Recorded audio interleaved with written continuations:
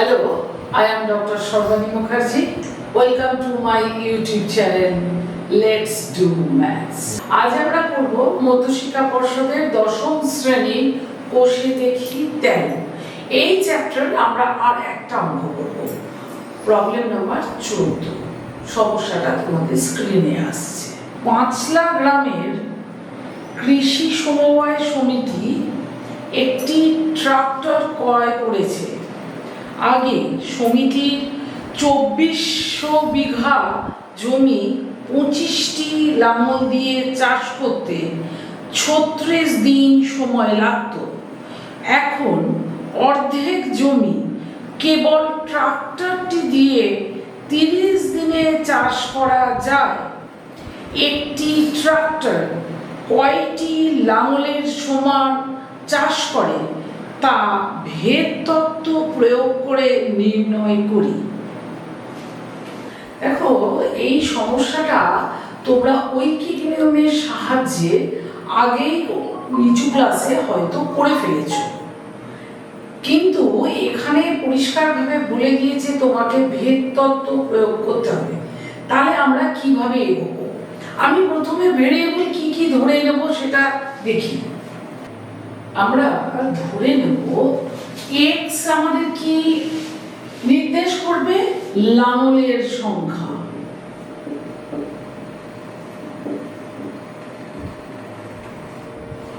ঠিক আছে, y নেব জমির পরিমাণ। এখানে এককটা আমার বিঘা। আর জেড আরেকটা জিনিস আছে, সেটা হচ্ছে সময়।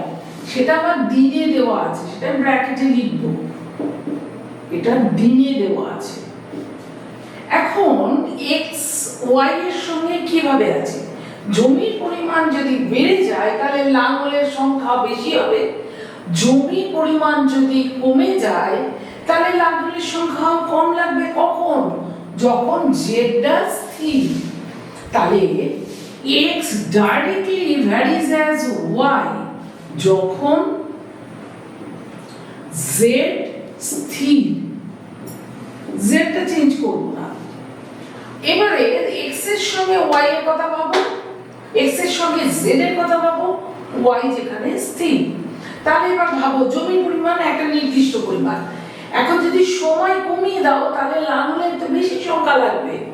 আবার যদি সময় বাড়িয়ে দাও তাহলে লাঙলের সংখ্যা কমে যাবে। সুতরাং এরা ইনভার্সলি প্রপোর্শনাল, ব্যস্ত অনুপাতে আছে। সুতরাং x ভ্যারিজ as 1/z যখন y স্থির।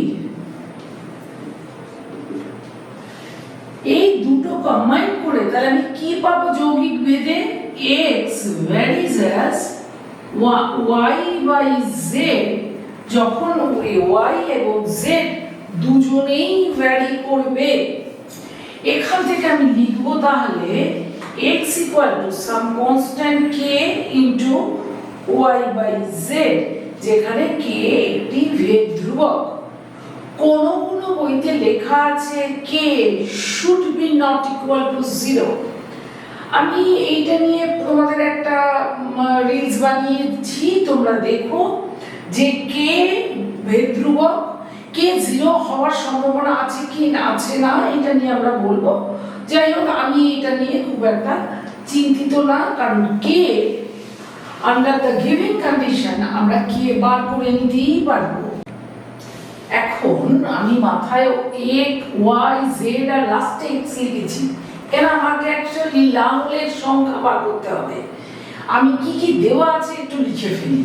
আমার জমির পরিমাণ যখন 2400 বিঘা, তখন আমার লাঙল ব্যবহার করা হয়েছিল 25টা, আর সময় লেগেছিল 36 দিন। এটা দেওয়া আছে। আর বলা আছে পরে যখন 1200 জমি যদি চাষ করতে হয়, সময় যদি আমার 30 দিন হয়, আমরা জানতে চাই যে কটা লাঙল আমার লাগবে। এই দিনটা কিন্তু ফিক্সড, জমিটা ফিক্সড। আমার লাউলের সংখ্যাটা যদি আমি বার করে দিতে পারি তাহলে আমার অঙ্ক হয়ে যাবে। তাহলে আমি এই সমীকরণটা ব্যবহার করে আমি k এর মান প্রথমে বার করে নেব। ঠিক আছে, দেওয়া ছিল x হাতে ছিল আমাদের x k into y by z, এটাকে আমি 1 নম্বর করে রাখছি। এইখানে এই তথ্যগুলো আমি বসিয়ে দিচ্ছি। তাহলে সুতরাং k x z by y এবং x হচ্ছে 25, y হচ্ছে z হচ্ছে 36 এবং y হচ্ছে 2400। তাহলে 25 ইনটু 3 বাই 200 এটা হচ্ছে k এর ভ্যালু। এইবার সেকেন্ড সেট আমি ব্যবহার করব। আমি এখান থেকে আবার লিখব 1 নম্বর থেকে পাই x k কত, k হচ্ছে 25 ইনটু 3 বাই 200, y কত, y হচ্ছে 1200 আর z হচ্ছে আমার 30। বসিয়ে দিলাম, কাটাকুটি করে ফেলো, 0 0 কেটে যাচ্ছে। 6 6 5 5 5 25, তার মানে 15, তার মানে হচ্ছে 15। তার মানে যদি 30 দিনে 1200 বিঘা জমি আমায় লাঙল দিয়ে চাষ করতে হতো তাহলে আমার 15টি লাঙল লাগতো। সেই কাজটা একাই একটা ট্রাক্টর করে ফেলেছে। একটি ট্রাক্টর সমান 15টি লাঙল, এটাই দাঁড়ায় এবং এটাই আমাদের আনসার।